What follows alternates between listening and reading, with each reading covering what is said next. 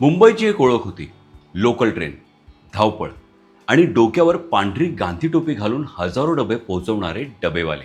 एक अशी व्यवस्था जिचा अभ्यास हार्वर्ड विद्यापीठाने केला, ज्यांचं कौतुक जगभर झालं आणि ज्यांच्या अचूकतेची उदाहरणं व्यवस्थापनाच्या पुस्तकात दिली गेली. पण आज ही 130 वर्षांची परंपरा अस्तित्वासाठी झुंज देते. एकेकाळी मुंबईत 4,500हून अधिक डबेवाले रोज जवळपास 50,000 डबे पोहोचवत होते. पण आज त्यांची संख्या अवघ्या 1,500च्या आसपास आली आहे.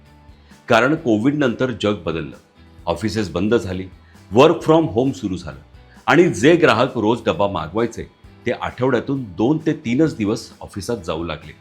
त्यातच स्विगी, झोमॅटो आणि ऑनलाईन फूड डिलिव्हरी ॲप्सनी लोकांना असंख्य पर्याय उपलब्ध करून दिले.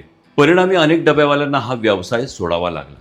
काही ऑटो चालवू लागले, तर काहींनी दुसरी कामं स्वीकारली. आणि जे अजूनही या व्यवसायात आहेत त्यांना दिवसाला 12 ते 15 तास काम करूनही दुसरी नोकरी स्वीकारावी लागते.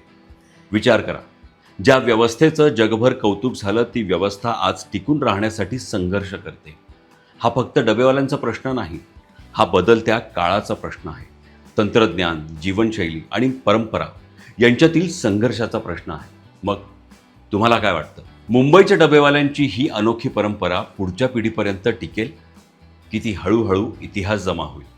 कॉमेंटमध्ये नक्की सांगा. आमचा कॉन्टेंट आवडल्यास लाईक, शेअर आणि सबस्क्राईब करा आणि ऐका 88.4 मेगाहर्ट्झवर रेडिओ कर्मवीर. आता थांबायचं नाही.